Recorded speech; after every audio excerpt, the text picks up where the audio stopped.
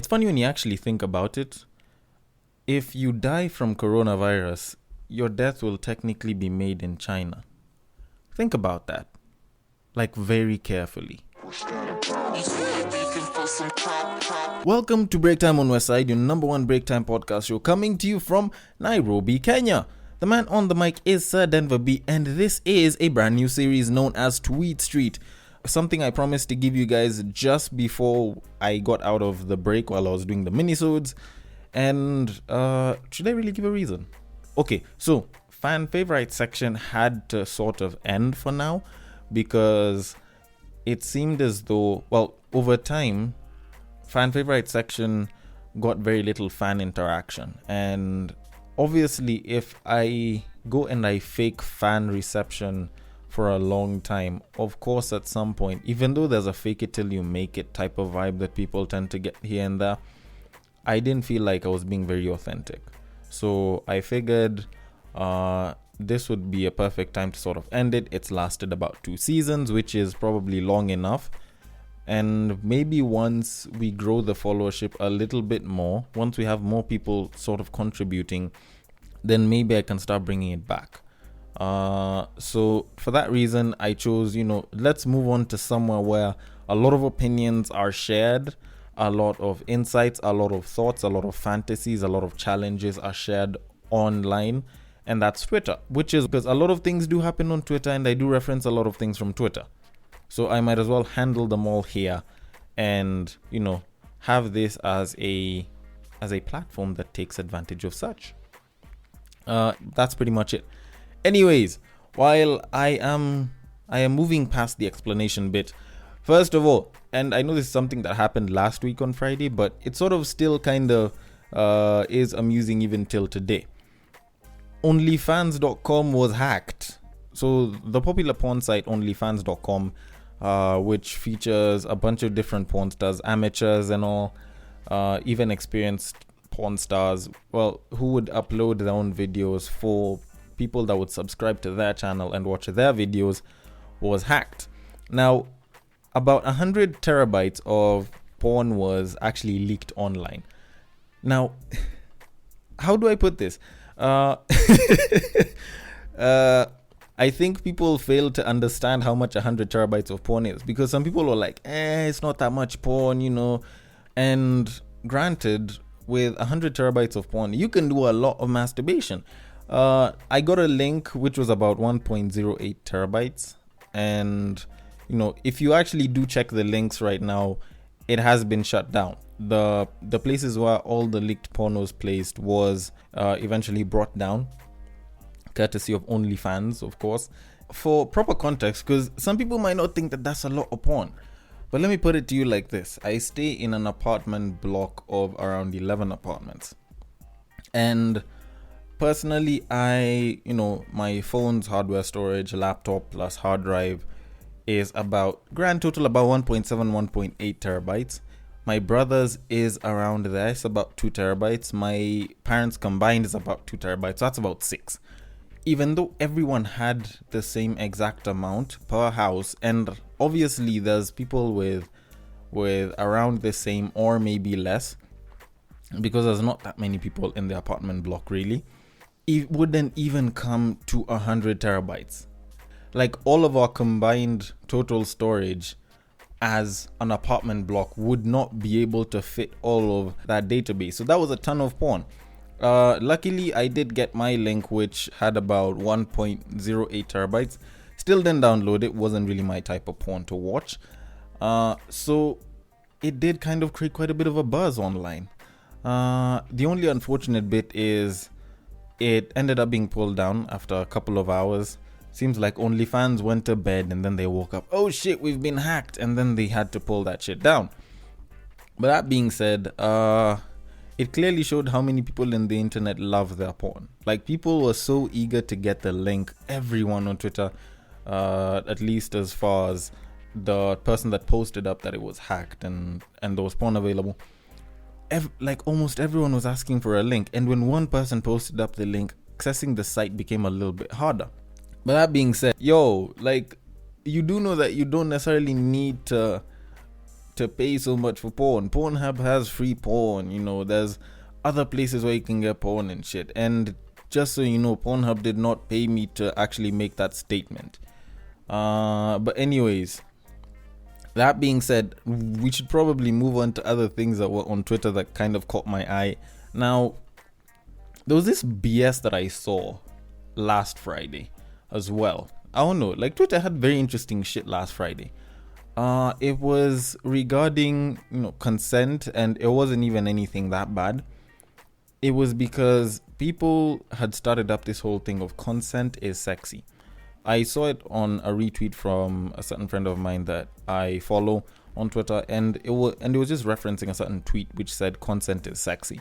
Funny enough, when I went on Instagram, much as this is Tweetstreet, still use Instagram, and I sort of saw the same thing, and it was regarding this couple on Instagram, and it was this whole discussion of how the two of them were together, and like shorty was posing, and this guy walks up to his woman and he asks if he can touch it. And that was where the whole idea of consent is sexy came from. Now, let me not even lie to you. That's some BS. I did an episode on Battle of the Sexes a couple of weeks back, maybe about a month or two. And it's called What Women Want, I think. Now, I gave a bunch of different things, but I think as of now, my statement has changed. And to be very honest, I don't even think women know what it is that they want when it comes to men and sex and so on. Because let me be very straight with y'all.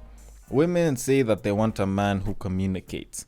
Yet when the guy is constantly talking or is constantly making noise about shit, they'll say that he complains too much. They say they want a man that owns up to his actions and apologizes. The guy starts doing that and apologizes for making mistakes, and sometimes even for you getting pissed off even though he hasn't made the mistake, and you will say that he apologizes too much. Of which, quick side note, ladies, please start apologizing. This shit of you getting pissed off because I'm pissed off so I have to apologize, it's annoying as fuck. It's really, really annoying. But anyways, that aside, you end up being told that you apologize too much.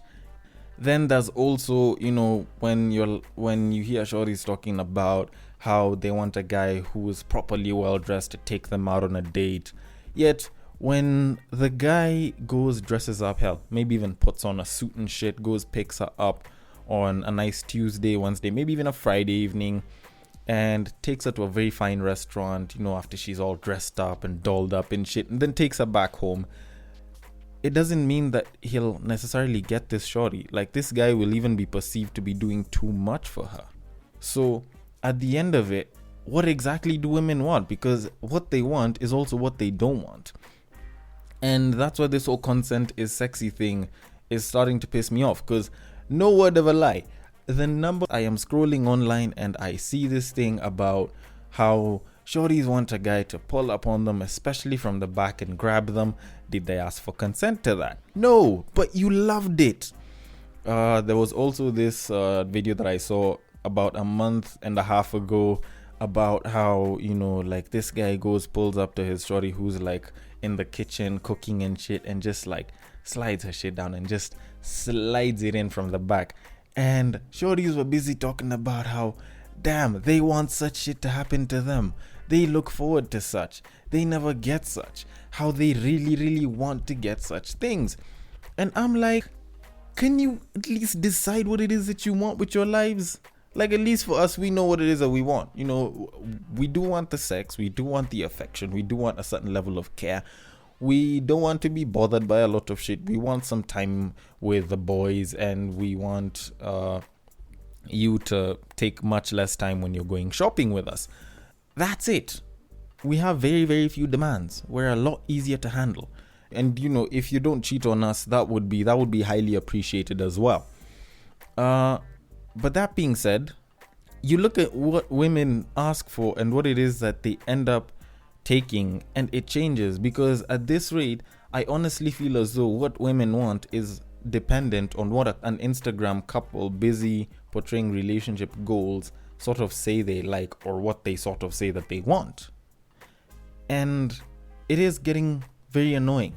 I think women being able to be market led, or should I say social media influenced by what it is that a certain couple of people are doing, is a very unrealistic way to look at life. Because I'm not about to start chilling in bed with a bae and then I want to get some, it's been a minute since I hit it, and then I be turning over and be like, babe, can we have sex? I'm not gonna do such shit. Because obviously, like, that doesn't sound like the best way to ask for sex. Like, that's like the most boring way to ask for it. Like, you slide it in, like, you just start taking your hands everywhere and shit. If she don't want it, she'll like push the hand away, or she'll be like, no. Of which sometimes even when they say no, they mean yes. And if she want it, like, she'll squeeze closer to you. Y'all can start grinding up on each other. You just push the panties down, you push your boxers down, you just slide that shit in. Of course, that's shit that we're used to seeing. That's the shit that we know and love. But when you're saying the consent is sexy, am I supposed to be like, babe, so I'm kind of horny right now, can we have sex? Like, no, that's not how you ask for it. That don't even classify as vanilla. That's like a water method of like trying to have sex. Because even at that point, you expect the sex to be boring. So what I am going to tell you is, most of this shit that women talk about, they don't even understand properly. You might say that consent is sexy, but not unless if you're saying in a situation where, you're trying not to get raped. Bottom line is, not unless if you're telling me that probably consent to get into a relationship, consent to have a thing, saying what it is that the both of us are, and me not regarding it as a free trial to getting some pussy. Maybe that would probably be sexy. That one would make sense. But this whole consent is sexy thing is incredibly pointless. Now, on to the last one, because I know we're almost about to end this, because I know we're almost out of time. There was also this other tweet that I saw the other day, and it does kind of go back to an episode that I did, which kind of did show a lot of the bullshit that women have right now. But let me just say it like it is. I told my granddad women be paying for dates, and he almost had a heart attack. Now I'm gonna be very honest. If you're telling this to your granddad and he almost had a heart attack, then that probably means that you're not from this part of the world. Because for any of us that have been around, for most of us Africans, when our grandfathers were around, we were either being colonized or fighting for freedom, or it was probably around the World War period. If you're from the more westernized sections, like let's say Europe, the UK, the US of A, and South America and shit, then maybe you can talk about this. The reason why your grandparents, your parents would, and more specifically the granddads and the dads would pay for a date was because back then women earned less. Back then women were considered more fragile. Back then women didn't come out as like feminists and empowered and independent. They were mostly dependent. So of course we would have to handle the date bill if we're in the 1930s or the 1800s or even the 1600s. We'd take you out on a date. We'll ask you to marry us, and that's if we're from that side of the world. Here in Africa, if it was like the 1920s and 1930s and I'm trying to get you as my wife, I'm not about to take you for a date. I'm going to your parents' place with my parents, and like it's gonna be a good old-fashioned negotiation and shit.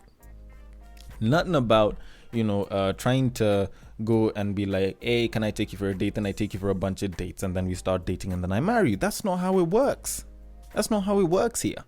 But for all the ladies that do expect to be taken out on a date, I'm gonna remind you of one thing. Y'all asked for women empowerment. Y'all wanted much higher pay. Y'all wanted to be treated equally to men. Please start taking up some of these responsibilities, because at the end of the day, it's not like we will always have the money, And I'm not about to be given some unrealistic standards by someone that just wants to go and eat food at a restaurant. Like nowadays, we do Netflix and chill. And that's a lot cheaper. All I need is my Netflix account, probably get some snacks, maybe get some food. And, like we kick back and chill like it is. We ain't about to start taking you out for a date. If you want to be taken out for a date and you want the guy to pay for that shit, go look for an old school nigga that still doesn't understand that, feminists pretty much changed the game. Women should start taking up responsibilities. Start taking up the responsibility of handling your bill when you go for a date. And that's it. That's just it. You don't even need to sugarcoat anything. So that way, if your friend's owning the nigga, at least you ate with your own money and then friends own the nigga. Don't let a nigga start taking you on like 6-7 dates and you're just gonna friend zone the guy or tell him that you're not interested. That's just extortion at this point. And the same shit applies to my niggas as well. I don't see why it is that you need to start taking a shorty for 4 or 5 dates just for them to tell you that they're not interested in you. That's not how it works. I'd rather have you over for some Netflix and chill. Then if shit starts to pop off, maybe I can take you for a bunch of dates. But anyways, I'm all about changing the dynamic of things. And if anyone has a problem, y'all know where to find me and hit me. It's on Instagram at Breaktime on Westside. On Twitter, you can hit me up on my personal Twitter page at BagakaTheD. And I will see you guys later. Take care.